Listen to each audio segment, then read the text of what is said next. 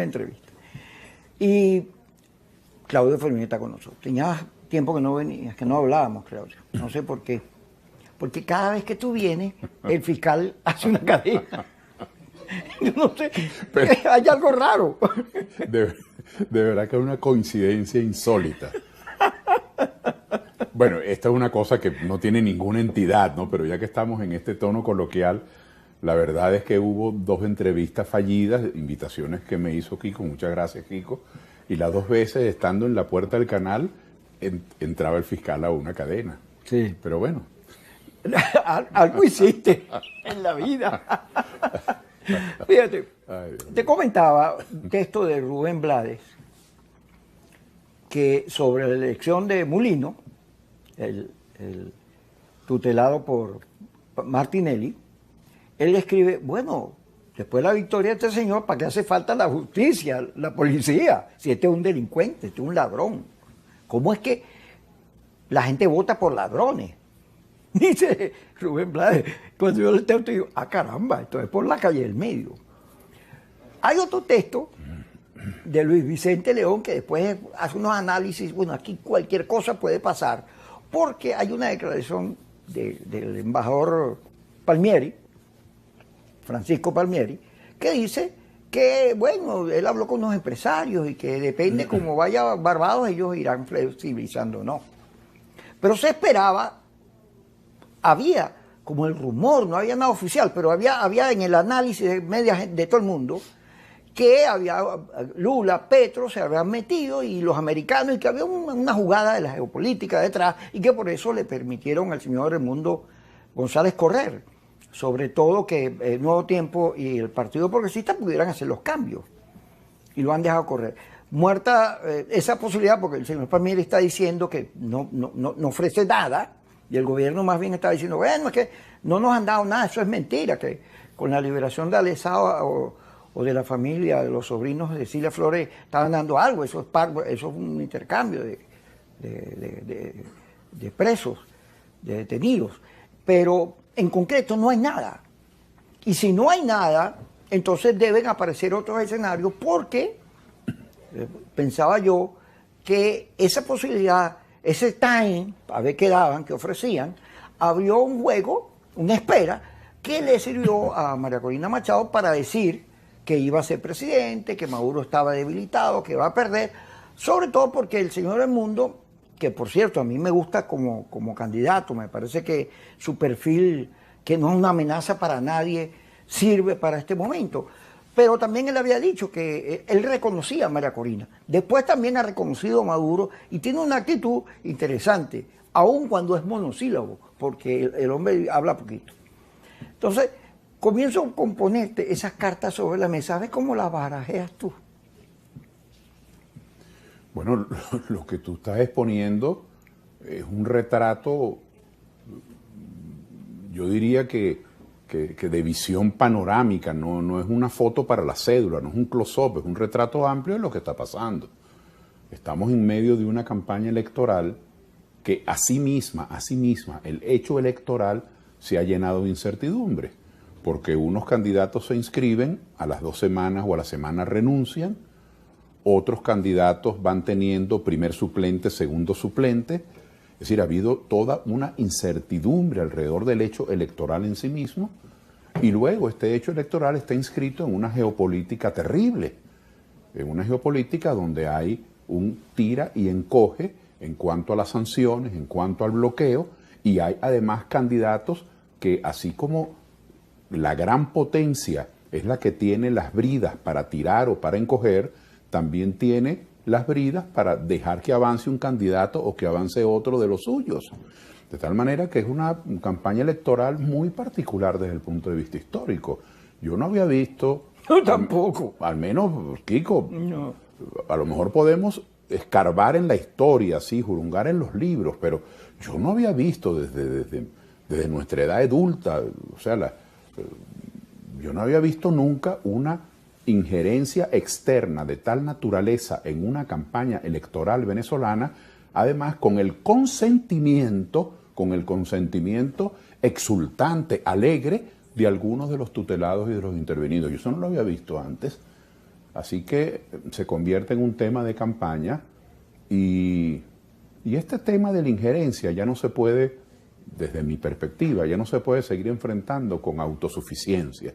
Es decir, los sectores que creemos en la soberanía, que somos venezolanistas, que no tenemos ninguna camorra pendiente con el mundo. No, no, no. Queremos todas las inversiones canadienses, estadounidenses, chinas, rusas, alemanas, que vengan todas las tecnologías a nutrir nuestra capacidad productiva, pero las decisiones las tomamos nosotros. Entonces, en esta circunstancia, yo sí creo que uno de los temas a debatir, dada esa introducción que tú hiciste, es qué candidaturas representan una visión soberana, una visión venezolanista que no quiere decir autárquica, no significa nada en contra de la contribución de los fenómenos tecnológicos y de los capitales internacionales, significa a favor de la soberanía de Venezuela. Así que yo sí creo que esa es una primera diferencia entre candidatos. Unos representan intereses extranjeros de grandes potencias y otros representan intereses nacionales. Ese deslinde se va a notar a lo largo del debate de la campaña. Digo esto, fíjate, porque el tema de la soberanía, el gobierno esgrime, bueno, este territorio soberano, los cubanos, no, el imperio, nosotros no ejercemos la soberanía, pero 60 años después el país quebrado, no tienen plata ni para mantener su Fuerza Armada, que era una característica fundamental, en defensa contra el imperio, la Fuerza Armada, todo eso. Y entonces uno ve en Venezuela, según parece, fíjate que no es para la gente común, pareciera que el tema de la soberanía no pesa tanto o tiene una interpretación distinta a la que yo le puedo dar. Para mí la soberanía es la patria, y yo no acepto bajo ningún primero muerto que permitir que invada mi país, sea quien sea, porque las cosas, como decía Betancourt, cuando Venezuela ha necesitado libertadores, los parió, no los fue a buscar a otro lado. Pero pareciera que la gente dice que el problema para resolver las sanciones es salir del gobierno, porque nosotros, cualquier otro se entiende con los americanos y no hay ese problema, que es un problema del gobierno, que ese criterio de soberanía no es el mío, yo no tengo problema con los americanos. El criterio de soberanía es de todos nosotros, porque nosotros queremos tener un desarrollo industrial y queremos tener, que no lo tenemos hoy, está pasmado, y queremos tener desarrollo turístico y queremos tener desarrollo agropecuario y desarrollo comercial, centros comerciales, por graficar el desarrollo comercial en esa figura del centro comercial, y queremos tener desarrollo minero, pero lo queremos tener, aspiramos tenerlo, urgimos de eso para que haya espacios de crecimiento para que los venezolanos construyan su patrimonio, los González, los Fonseca, los Barbosa, los Marcano, los Salazar, los Briceño, donde quiera que esté un venezolano, que tengan espacios para construir su patrimonio. Pero si toda nuestra economía, si el desarrollo económico no va a ser para nosotros, sino simplemente para el beneficio, bueno, de algún ser humano, pero de algún ser humano que es de otras naciones, que es de otros espacios territoriales, entonces estamos gobernando para otros. Entonces, le quiero quitar deliberadamente el lenguaje bélico, el lenguaje hostil, sino desde el punto de vista pragmático, a los venezolanos nos conviene la soberanía, no solo que es nuestra dignidad, no solo que es la patria, como Kiko bien nos ha dicho, sino que desde el punto de vista pragmático es la única forma en que se benefician los venezolanos. Es decir, si nosotros vamos a emplear todos nuestros recursos, nuestros talentos, nuestras instituciones, nuestros equipos, nuestros presupuestos para beneficiar a otros, esto será un gobierno para fulano, pero no un gobierno de los venezolanos. Una de las cosas que nos ha hecho daño en la defensa de la soberanía, Kiko, ha sido la confrontación extrema, porque la confrontación extrema, todo o nada, en este caso, digamos, el comando del PCV o del gobierno o del chavismo, contra el supuesto comando de la oposición que tiene 25 años en ejercicio, el mismo comando que llamó al carmonazo, al paro petrolero, a la abstención, al gobierno interino, al bloqueo. Es un mismo comando que se va cambiando de nombre. Esa confrontación extrema de partidos que suscriban un programa mínimo, sino un gobierno de integración, que no sea el botín del que ganó las elecciones, sino que sea el gobierno de los empresarios, de los trabajadores, de los académicos, de la gente de la cultura, independientemente de que tengan diferentes simpatías políticas. Pero un gobierno de integración que impida la polarización extrema, al impedir la polarización extrema, ya tú no tienes a nadie tutelado de una potencia extranjera con cierta eficiencia. Yo creo que no es un secreto para nadie. Lo que estoy diciendo no tiene nada de noticia, esto es un refrito. Yo creo que no es un secreto para nadie de que el señor Story reunía a las direcciones de varios partidos y les daba instrucciones. Bueno, Diego Arria dijo, Story mandaba, porque manejaba los reales. Sí, yo creo, bueno, ahí viene el segundo capítulo. Además de dar instrucciones, creo que no es un secreto para nadie que hay una partida que se llama Defensa de la Democracia, donde estos partidos de la plataforma unitaria reciben para que tengan nóminas en dólares sus activistas. Y más allá del problema ético-moral, no es el que estoy planteando que tiene una dimensión ética, pero es el problema práctico. Quiere decir que, ¿para quién juega? Es decir, tú le sirves, para decirlo en términos populares, coloquiales, tú le sirves a quien te paga, tú le sirves a quien te mantiene. Entonces Venezuela necesita defender sus intereses. Un gobierno de integración, un gobierno donde estén todos los factores nacionales, sería la mejor fortaleza para luchar contra cualquier interés desmedido de potencias extranjeras. Las potencias tienen un interés y tenemos que entenderlo. Nadie va a traer sus inversiones si no le permiten llevarse el capital, su plusvalía, su ganancia. Nadie va a arriesgar su tecnología, su personal, si no tiene aquí un espacio. Es decir, la gente necesita un beneficio lícito, pero lícito. No lo que estamos viendo. Lo que se está viendo es un entreguismo en algunos países dramático. Hay discusiones, por ejemplo, hemos llegado hasta la discusión de la dolarización, que es algo claro, como todo el mundo prefiere tener un billete de $20 que un billete de 20 bolívares en el bolsillo, se ha llegado al simplismo de creer que la economía la gran solución es dolarizar, es decir, acabamos con el signo nacional, acabamos con el bolívar, acabamos con el Banco Central, nos ponemos a esperar de brazos cruzados lo que decida la Reserva Federal en tasas de interés, no hay maneras de decidir una política nacional de financiamiento propio. Es decir, el bolívar está debilitado no porque no tengamos dólares, el bolívar está debilitado porque no hay producción. Porque no hay producción agropecuaria, no hay producción industrial, no hay producción petrolera, no hay producción turística, no hay desarrollo comercial. Lo que necesitamos es aumentar la producción. El problema no está en la fachada es el bolívar o el dólar. El problema está en lo que está por detrás. Si no hay una producción que respalde al bolívar, el bolívar no vale nada. Entonces es el cambio en la política económica lo que necesitamos, no simplemente ir a la fachada. Bueno, pero llegué a esto de la dolarización como un ejemplo de lo que puede ser una aparente solución para atrapar incautos, cuando en el fondo lo que estás planteando es que Venezuela se someta por siempre en el futuro a lo que decide el Banco Central de otro país.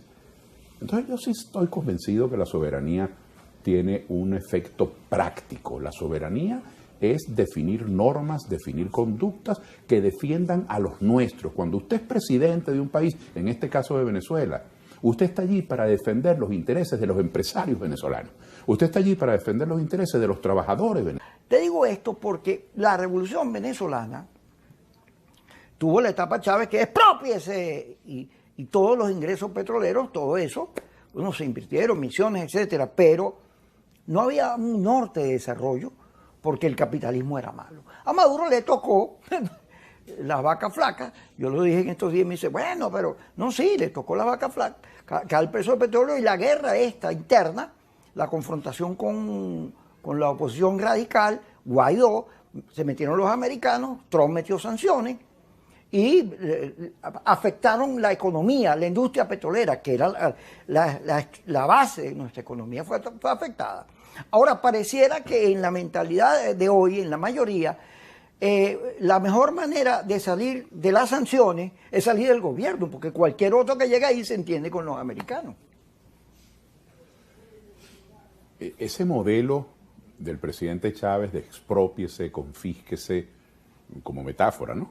Resumiendo en esas expresiones que eran muy cotidianas, muy recurrentes en el presidente Chávez, ese modelo fue engordando y engordando, haciendo cada vez más grandes las atribuciones del Estado.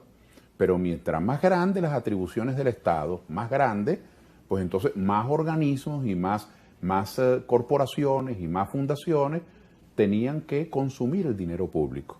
Tú podías tener, para poner una cifra redonda, 100 millones de presupuestos, pero esos 100 millones de presupuestos repartidos entre 600 organismos no es lo mismo que 100 millones de presupuestos entre 4 grandes objetivos. El que mucho abarca, poco aprieta.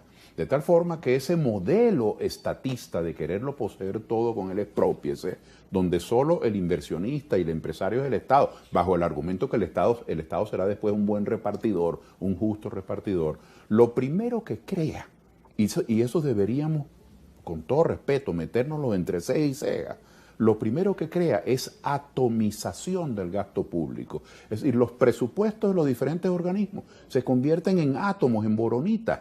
Casi que el presupuesto va a los organismos con spray. Pss, pss. No es nada. Es decir, no hay sino para pagar la nómina. Ningún organismo ahorita puede decir que no es deficitario. Pero tenemos bastantes organismos. Yo me atrevo a decir, Kiko, que estamos en la época de la historia de Venezuela que hemos tenido el Estado más débil. ¿Cómo? Sí, hemos tenido el Estado que puede tener más fuerzas policiales, tiene no sé cuántos organismos policiales. Hemos tenido el Estado que tiene más funciones de acuerdo y atribuciones de acuerdo a la Constitución. Pero hemos tenido el Estado hoy con menor capacidad de respuesta, porque el presupuesto está atomizado. Si en vez de expropiese, nosotros, el servicio público, ADECO, Copellano, Chavista, Masista, quien fuese, el servicio público, no importa qué partido, se hubiese dedicado a los servicios públicos y el lucro lo hubiesen tenido los particulares, los Bautistas, los Balsa, los Pérez, los Rodríguez, los Hinojosa, quien haya sido, ese patrimonio particular hubiese crecido. No hay ninguna razón para que el Estado tenga centenares de empresas cuyo objetivo es el lucro, porque el objetivo del Estado es el servicio, agua, luz eléctrica, carreteras, hospitales bien equipados, pero el lucro como objetivo del Estado, lo que es una competencia desleal con los particulares. Si ese modelo lo hubiésemos desarrollado en Venezuela de manera cabal, además del presupuesto público, tendríamos un inmenso presupuesto privado. Si me permiten en estos términos graficarlo, el país disfrutaría de 2 grandes presupuestos.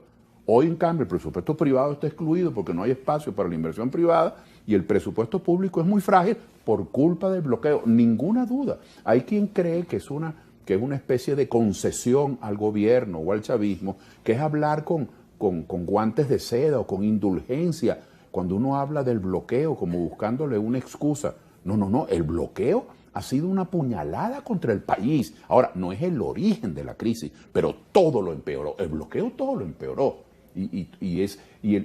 La confrontación extrema, Kiko, ha sido tan intensa que hay gente que no quiere escuchar este argumento. Hay gente que cree que este es un argumento interesado. No, esto es absolutamente cierto. Y no es el gobierno. El gobierno, por supuesto, que así está asfixiado porque no tiene ingresos para suficiente capacidad de respuesta. Y encima, el gobierno no tiene propósito de enmienda. Porque en vez de dirigir sus muy pocos ingresos a la prioridad, como equipar hospitales, como pagar bien maestros, como comprar los transformadores para el asunto de los apagones, en vez de dirigir sus poquitos ingresos para las prioridades, entonces tiene 42 ministerios y 6 vicepresidencias. Y van los diputados y fulanos a viajes al exterior, acá ratico. Bueno, en carnaval, Kiko. En carnaval es ahora los alcaldes y gobernadores de todos los partidos en ejercicio del gobierno, no solamente del PSV. Alcaldes y gobernadores de todos los partidos competían a ver quién contrataba más artistas, más orquestas internacionales. Bueno, yo soy un admirador de Vítico Castillo y de todos nuestros grandes cantantes, son una maravilla. Pero ese dinero público debería haber ido para que la gente no tenga que llevar para el hospital un kit. La gente tiene que llevar el gorro del médico, el guante del médico, la jeringa. Lo que falta es que uno tenga que llevar el médico también. Entonces, esta situación, este modelo económico, que es un modelo de sentido común, en nuestras generaciones, en los últimos 30, 40 años en Venezuela, se le ha querido dar un tinte ideológico y doctrinario. Se ha querido hacer creer hacer creer como si fuese propaganda sobre lo académico, sobre el debate profesional, se quiere hacer propaganda. Entonces se cree que cualquiera que quiera tener un Estado eficiente donde no se gaste más de lo que ingresa es un neoliberal. Y cualquiera que quiera gastar bastante, no importa que se derroche, es un tipo con buen corazón. Esos esquemas no tienen ya sentido. Nosotros tenemos que ser un Estado eficiente, con una buena contabilidad, con buena rendición de cuentas y que beneficie a los sectores más débiles. Eso lo tenemos que ser. Y beneficiando a los sectores más débiles, teniendo mayor capacidad de consumo, teniendo mayores ingresos serios, se beneficia el empresariado, porque ¿a quién le va a vender el industrial los pantalones o los calzados que produce? ¿A quién le va a vender el comerciante o el buhonero en su tienda? ¿A quién le va a vender si la gente no tiene con qué comprar? Entonces, esa dicotomía de enemistad entre empresarios y trabajadores es falsa, porque habrá más trabajadores y con mejores honorarios si hay más empresarios con éxito, y los empresarios podrán crecer si hay más consumo. Si es que eso lo descubrió Keynes hace 100 años. Por eso no estamos descubriendo el agua tibia. Por eso es que Milei está allito equivocado, porque él no considera al mercado, a la gente importante, sino al empresariado. Y es un equilibrio. Claro. Hablando de equilibrio, fíjate, aquí hay varias oposiciones. Sin embargo, el esquema de polarización en el que estamos hoy, bueno, había un centro político, unas reflexiones sobre la necesidad de paz, de convivencia. En la encuesta última de Seguías, de Atincor, 82% quiere cambio en paz. Sin embargo, la polarización nos tiene otra vez sobre algo que hay que reflexionar. La oposición, que ha mantenido posturas democráticas, etcétera, que ha defendido el voto, algunas más allá de eso, que desde ¿te acuerdas? La mesita, todas esas cosas, que hubo un gasto para lograr convivencia. Bueno, esa oposición es calificada como alacrán, vendidos, traidores, desgraciados, hijos de Yesenia, cualquier cosa. Y entonces, la oposición, que ahí está el fiscal acusándolos de que hay unas vallas en Caracas de Leopoldo, Guaidó y Mara Corina. Leopoldo y Guaidó tienen las cifras de rechazo más altas, 84-82, Mara Corina no tiene esa cifra de rechazo. Pero lo cierto es que la gente considera a la oposición esa que se ha enfrentado duro, Maduro, que no le da cuartel, que le dice lo bueno, lo malo, lo feo, lo insulta, y en cambio el planteamiento de centro desaparece, bueno, para plegarse otra vez a la confrontación. En vez de movernos hacia el centro, hacia la tolerancia, a la comprensión de la diversidad, eso que es de moda en las discusiones en las universidades y el mundo político y filosófico, nosotros nos movemos a una cosa extraña, que es que volvemos a una polarización que lo que ha causado este país en crisis que tenemos. Mira, y a un esquema donde cuanto más insultes al gobierno, la gente más te lo aplaude, y cuanto más racional sea, vendió traidor. Kiko, la política económica al principio, los primeros años de estos 25 años, de este cuarto de siglo chavista, la política económica de expropiación, de confiscación, de penalizar no la circulación, la tenencia del dólar. Te agarraba un policía con $10 y bueno, estabas cometiendo un delito. El control de cambio, el control de precio, el engorde del Estado. Un Estado, como digo, que no tiene con qué pagarle a los maestros y que no tiene aparatos de resonancia magnética en los hospitales. Sin embargo, el Estado tiene areperas y ventas de empanadas y tiene, es decir, copa todos los espacios comerciales que, bueno, ¿qué le queda al particular? ¿Qué le queda al particular? Bueno, ese modelo de Estado, su respuesta, insisto, es muy débil, no tiene respuesta. Es decir, el modelo económico de tenerlo todo, de apropiarse de todo, ese es un modelo económico fallido, porque asfixia, no permite el desarrollo de otros que quieren vender cambures, que quieren producir calzados, que quieren tener distribuidoras de aceite, que quieren tener tascas, discotecas, hoteles, etcétera. No permite el desarrollo de lo que hemos llamado en Venezuela el sector privado, Esa palabra también confunde, porque el sector privado da la impresión de que es una rosquita escondida, confidencial. No, el sector privado es el que no es público, el que no es gobierno, es decir, todos ustedes. El sector privado es toda Venezuela, menos los que son ministros, gobernadores, alcaldes y dirigen empresas del Estado. Ese es el sector privado. Entonces, ese modelo económico es un modelo fracasado y hay que superarlo. No ignorando el Estado, sino haciéndolo más eficiente. Ah, pero usted no quiere que el Estado exista. No, yo sí quiero que exista. Yo quiero que haya clínicas pediátricas en todas las parroquias del país. Yo quiero que haya maternos infantiles, 4 camas, 6 camas, en todas las parroquias del país. Y no que la gente de Andrés Mata y en San José de Aerocuar tenga que ir a dar a luz, a parir a Carúpano o a Cumaná. Yo quiero que haya centros geriátricos en todas las parroquias del país. ¿Qué hace el hombre con catarata? ¿Qué hace la persona con osteoporosis cuando llega a cierta edad? Entonces yo quiero que haya más atención de salud, no que haya menos Estado, que haya más escuelas, que haya educación nocturna, que haya escuela de 2 turnos, que haya educación continua, que haya más. Yo quiero que haya más carreteras, que haya más estaciones de bombeo, más acueductos. Yo quiero más Estado. Yo lo que no quiero es al Estado haciendo negocios, lucrándose en cosas que debe hacer el particular. El lucro del Estado es cobrarle los impuestos a todo el venezolano que produzca. Kiko Bautista tiene una ferretería, paga sus impuestos. Ese es el, entre comillas, hablando en lenguaje figurado, ese es el lucro o ingreso del Estado para devolverlo en servicio. Entonces, el modelo económico está equivocado, pero el modelo político está igualmente equivocado. Porque ese modelo al que nos ha empujado la propaganda, la opinión pública, el querer estar en primera página todos los días, el modelo de confrontación extrema es más noticioso. El modelo de confrontación extrema, si yo levanto la voz y digo que Maduro es un tal, es un cual, oye, voy a primera página, ¿qué autoridad tiene Fermín? Y si yo digo, bueno, porque el señor presidente, entonces Fermín es un entregado único. ¿Cómo le voy a decir si es el señor presidente? Él no está de alcalde, ni gobernador, ni gerente de la compañía, ni es el, ¿cómo se llama? El guachimán de la esquina, es el presidente.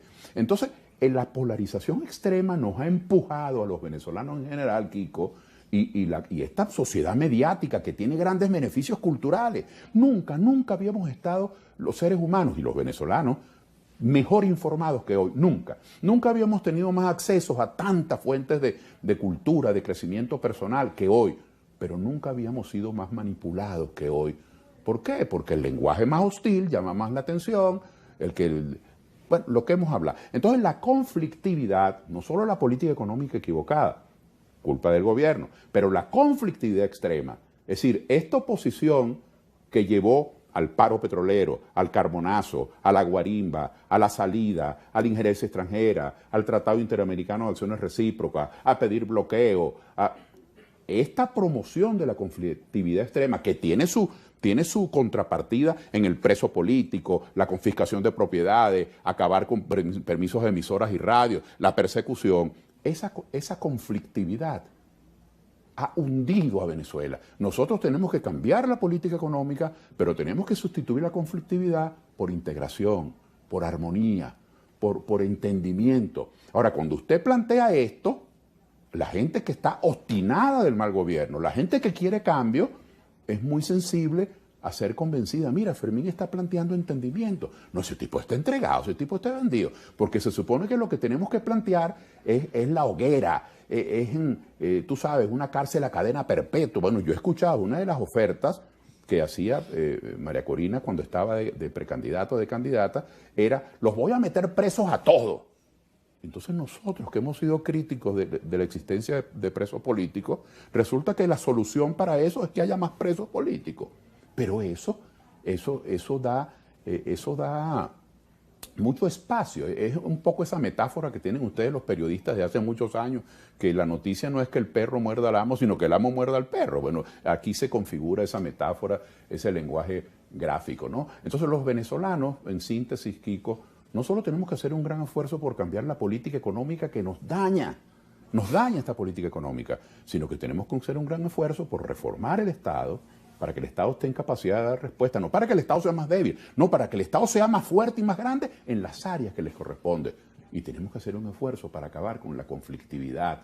Dentro de 50, 100 años, a nuestros nietos les va a dar vergüenza que haya habido una generación larga de 20, 30 años de dirigentes políticos que vivían solamente en la camorra, que su único lenguaje era el lenguaje pendenciero. Aquí hay dirigentes de gobierno y de oposición que usted les suprime de su léxico eso de que no volverán, voy a acabar con ustedes, tú les suprimes eso y se tienen que quedar mudos porque no tienen ninguna otra oferta que no sea el exterminio del contrario. Eso es atraso, eso es dañino. Y las grandes potencias, como el señor Story, el señor Marco Rubio, el señor Trump, etcétera, felices porque lo que andan buscando es justamente esa división para ellos colarse por la vía de uno de los dos ductos y ver cómo le ponen la mano a esto tan apetecible que se llama petróleo, que se llama gas, que se llama oro, que se llama reservas de agua. No estamos hablando de nada nuevo. De la época de Francis Drake eso es así. Es decir, gente que se quiere apoderar de lo que no es suyo de la manera más rápida. Vamos al corte y regreso. Entonces, hay una tendencia a la simplificación en las redes, en todos lados, blanco, negro, derecha, izquierda, malo o bueno. Y entonces es muy difícil que un mensaje racional, discurso de paz, amor, en medio de una situación como la que tiene el país, que la gente lo que está buscando es oxígeno, que regresen los fuegos, es muy difícil convencer a alguien de algo que no sea lo emocional, lo que me lleva, lo que me hace llorar, lo que ¡ah! Entre lo emocional, de lo que no solamente no podemos, sino que no debemos escapar de lo emocional. Uno no tiene por qué avergonzarse de ser susceptible a los discursos emocionales, porque una oferta que no me llegue al corazón, que no me emocione, que no me demuestre que es en mi beneficio, ¿cómo la voy a abrazar? El problema no es el discurso emocional contra el racional, el problema es la manipulación. El principal problema de Venezuela, que tenemos muchísimos, pero el principal es la pobreza, la miseria, hay hambre. Ahora, hay dos maneras. Usted puede pensar que usted disminuye el hambre o acaba con el hambre a punta de decretos y a realazos. Está demostrado que eso no es verdad. Entonces, usted necesita inversiones. Inversiones. Cuando hay inversiones en industrias, cuando hay inversiones en minería, en turismo, en comercio, cuando hay inversiones en agricultura, cuando hay inversiones en tecnología, cuando hay inversiones en medios de comunicación, en el deporte, que es una gran industria, cuando hay inversiones, hay puestos de trabajo. Cuando hay puestos de trabajo, hay ingresos. Cuando hay ingresos, usted se puede poner una camisa, usted puede comprar un zapato, usted le puede dar a sus 4 muchachos, a cada uno, para la merienda y para el pasaje, para la merienda y para el pasaje, para la merienda y para el pasaje. Usted puede irse de vacaciones una vez cada 2 años para Margarita ver a su tía. Es decir, usted puede consumir. Si usted no consume porque no tiene puestos de trabajo, porque no hubo inversiones, porque no hubo industria, si usted no consume, usted está al margen. Usted es un marginado del consumo, un marginal del consumo. Y ocurre lo que le está ocurriendo a Venezuela. Que los pobres cada día son más pobres, la clase media, aquí hay 2, 3 generaciones, Kiko, que no saben lo que es una libreta de ahorro. Aquí le dice usted, cuando usted va a pagar con la tarjeta de débito y le dicen, ¿corriente o ahorro? La gente dice ahorro porque no es corriente, pero esa cuenta de ahorro no tiene ningún ahorro, porque usted ahorra cuando le sobra y aquí la gente trabaja a duras penas para el pasaje. Entonces, aquí no hay inversiones porque no hay confianza. Y la confianza la destruyó el gobierno con expropiaciones, con confiscaciones, con un CENIAT, que tú tenías una librería en el centro comercial, deme la copia azul del recibo, y tú tenías era la copia rosada, te cerraban por 3 días, te clausuraban el negocio. ¿Qué gana un gobierno clausurando un negocio? Que el negocio produzca menos y que pueda pagarle menos horas extra al empleado que tiene. Eso es lo que gana. Entonces, la política de acoso a la propiedad, la política de quererlo tener todo en manos del gobierno, todo eso fue generando desconfianza, inseguridad, pero hay otros 2 elementos que generan desconfianza. Un líder de oposición que lo que vive es promoviendo guarimba, salida, golpes de Estado, pero si es que las elecciones son dentro de 4 años, no, la salida tiene que ser para este mes porque yo lo diga.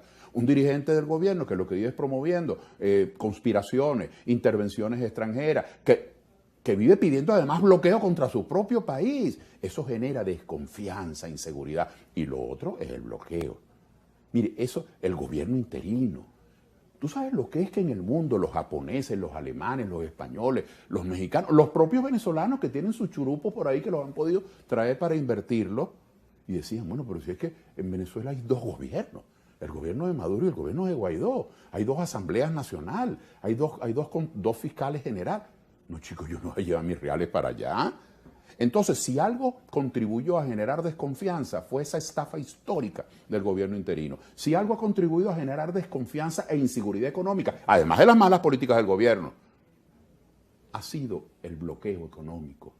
Entonces, esa estrategia de agravar la crisis, lo que retrata son unos dirigentes que quieren cambio y no les importa que el cambio sea recibir un país en ruina. Yo quiero cambio, pero yo no estoy apostando que el gobierno lo haga mal. Yo estoy apostando que el gobierno se equivoque lo menos posible. Pero yo he y que escuchado gente, Claudio, y que acepte propuestas. Yo he escuchado gente que dice, mientras el gobierno no pelean entre ellos, no dicen nada, la oposición vive en un solo zaperoco, criticándose ella misma y eso es malo. Bueno, pero es que las críticas no son al gobierno o a la oposición. Yo no hago críticas dependiendo de quién emite una declaración o quién tiene una conducta. Yo le hago críticas a la conducta, independientemente de su origen. Entonces, cerrar una empresa, chicos, clausurar un negocio, eso que llamamos en Venezuela la permisología, eso que es la permisería, pedir 40.000 requisitos. Las alcabalas. Bueno, los registros, chicos.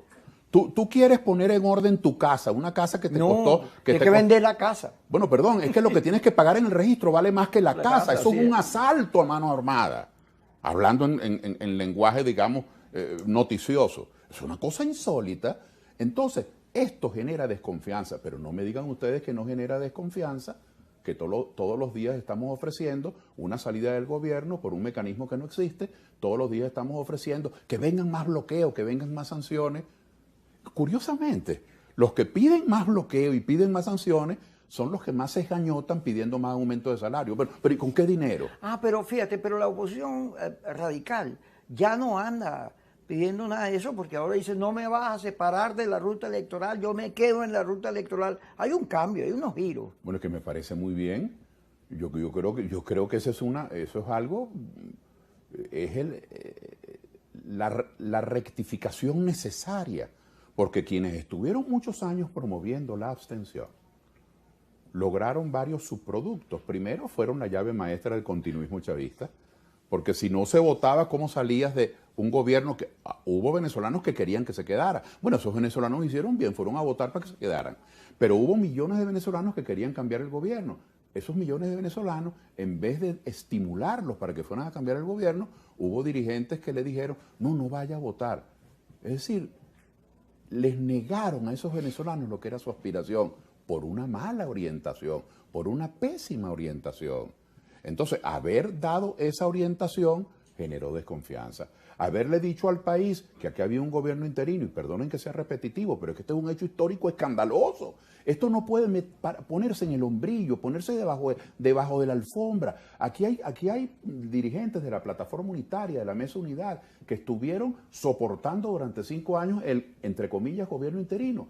Y eso no lo mencionan. Es decir, es como hacía Stalin, ¿no? Que no le gustaba a alguien en la foto y mandaba a picar la foto. Quítame ese hombre de la historia. Ahora quieren borrar de la historia uno de los grandes escándalos que introdujo en Venezuela, no solamente latrocinios y hechos dolosos, sino que promovió la desconfianza internacional sobre Venezuela. Venezuela necesita un mínimo de confianza. Entonces tú que eres adeco, yo que soy copellano, el otro que es chavista, el otro que es del MAS, el otro que no es de ninguno. Es decir, no importa de qué seamos, si no nos atrevemos a sentarnos en una mesa y a ponernos de acuerdo y hacer lo que yo llamo un gobierno de integración. Un gobierno de integración es lo más inteligente. Un gobierno de integración es lo más sensato para el país. Y es muy distinto a lo que ocurre hoy, que se toman decisiones y después de tomadas van y se le informan al país. No, ¿por qué no las tomamos entre todos? Yo creo que es bueno para el desarrollo, es bueno para la inversión, es bueno para combatir la pobreza, un gobierno de integración, que es lo que estoy planteando. Gracias, Claudio.